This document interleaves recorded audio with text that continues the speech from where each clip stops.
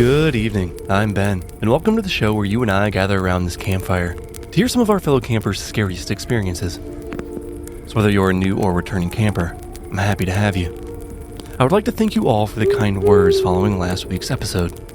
Whether you left me a comment or DM, it was wonderful to hear that many of you thoroughly enjoyed my story and want to hear more of these small horrors that live inside my mind. I am writing more stories for you all, but tonight we're headed to Western Tennessee to hear a story sent in by my sister about the night she saw glowing red eyes outside of a window when visiting my family.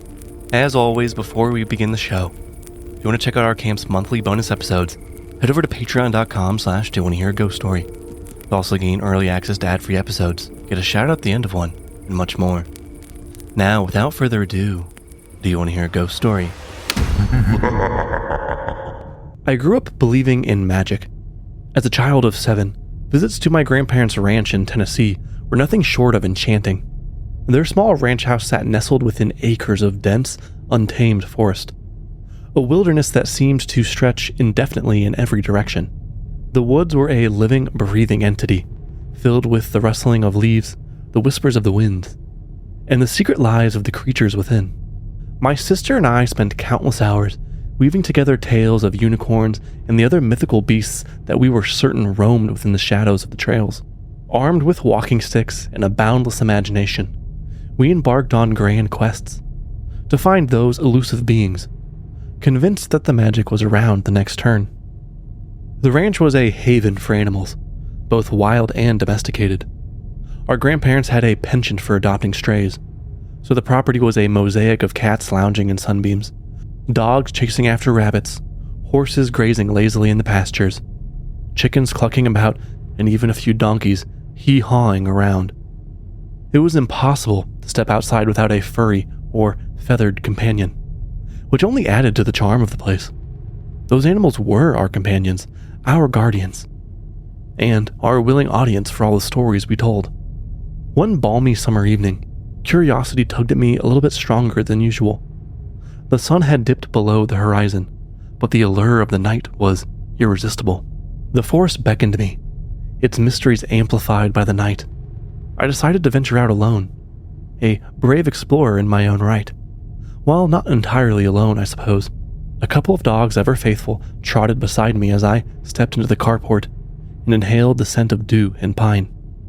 The moon cast a silvery glow, illuminating the familiar path alongside the house. The master bedroom occupied this side, its expansive glass windows offering a glimpse into the warmly lit interior. Tonight the lights were on, and I could see our parents' cat perched regally on the windowsill, her eyes fixed intently on something outside. She seemed entranced, her tail flicking with restrained excitement. I turned around, following her gaze, looking at the steps leading up to the front porch. There, bathed in that pale moonlight, was a figure unlike I had never seen. It sat hunched, its form obscured by the shadows, but unmistakably foreign. My breath hitched as I strained to make sense of it.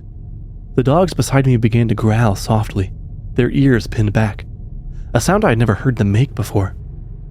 The creature shifted, and as it did, 2 glowing eyes snapped in my direction.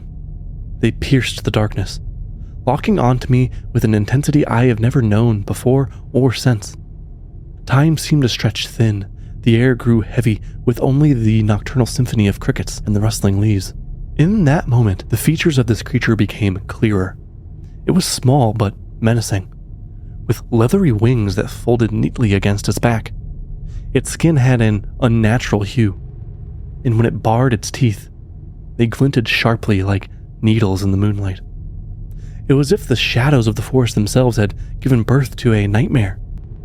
The dogs whimpered and bolted back toward the house, tails tucked firmly between their legs. Their sudden departure jolted me from my paralysis. Fear surged within me, hot and visceral. My legs moved before my mind could catch up, propelling me towards the safety of the garage door. The world blurred around me as I sprinted, drowned out by just the sound of wind going past my ears. I reached the door and grappled with the handle, my fingers fumbling uselessly. It wouldn't budge. Panic clawed at my throat as I pounded at the door, my screams tearing through the night, Behind me, I could feel the creature's graze searing into my back. The door suddenly gave way, and I tumbled inside, collapsing into a heap at my mother's feet. Her face was a mix of confusion and concern as she helped me up. Words failed me as I tried to explain, my mouth opening and closing without a sound. The warmth of the house enveloping me, but it did little to quell the chill that had settled deep within my bones. "What on earth happened?" my mother said, her eyes searching for an answer. "I saw something. Outside it had red eyes." She exchanged a glance with my father, who had appeared out of nowhere in the hallway. "Was it a raccoon? An owl? A bat, maybe?" he said. "You know that sometimes shadows can play tricks on you at night."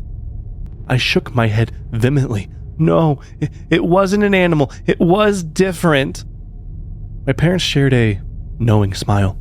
You know, the kind of smile that adults often wear when indulging a child's overactive imagination. "Maybe it was one of those flying monkeys from the Wizard of Oz," my father teased as he ruffled my hair.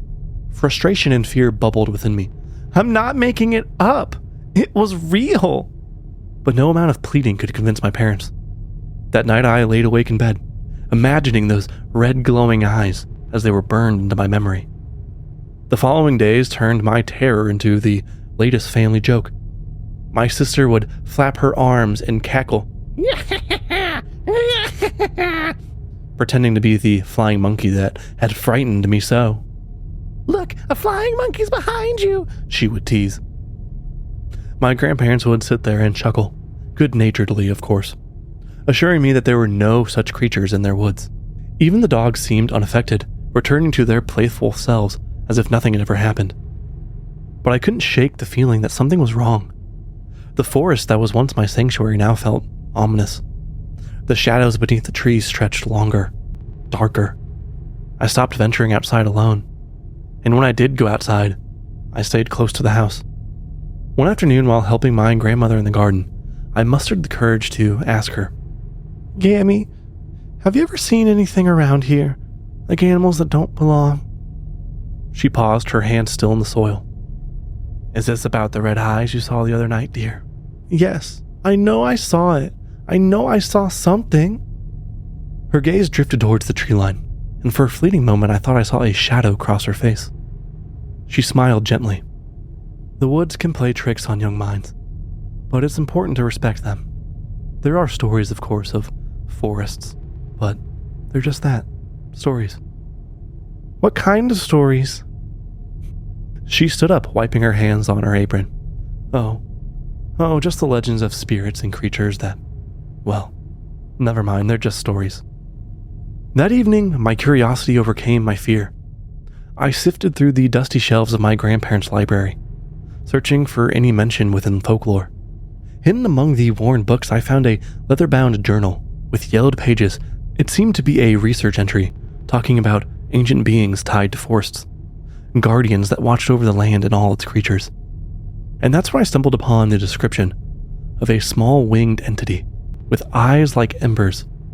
They were said to appear to those who ventured too deep, who were venturing into areas of the woods they shouldn't be. Had I encountered one of these guardians? And if so, why had it appeared to me? That night, sleep once again eluded me, and I began hearing a tapping at my window. Summoning every ounce of courage, I walked over and pulled the curtain back. There, perched on the windowsill, was a small bird, with eyes that reflected the moonlight. It tilted its head, observing me with an almost thoughtful gaze, before fluttering away into the darkness. Perhaps not all the shadows of the forest are dangerous. Maybe some do carry messages or warnings. And perhaps I was right, that the forest was alive, and it held secrets, and that I was just a small part of its story. The years have passed, and my memory of that night has remained vivid, but it's lost its air of terror.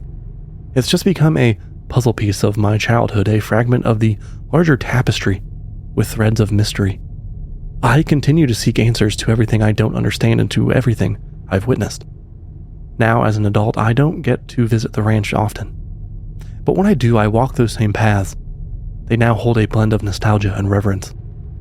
And those woods or other woods no longer frighten me, but they do command my respect. I've also come to accept that many of the questions I've had growing up, I'll never get clear answers to. but I can't help but wonder, was it my imagination? Or did I glimpse something truly extraordinary that night?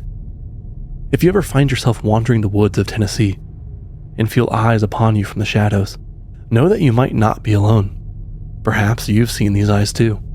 Perhaps you've seen them too, the watchers with eyes of fire. If so, I'd be intrigued to hear your tale.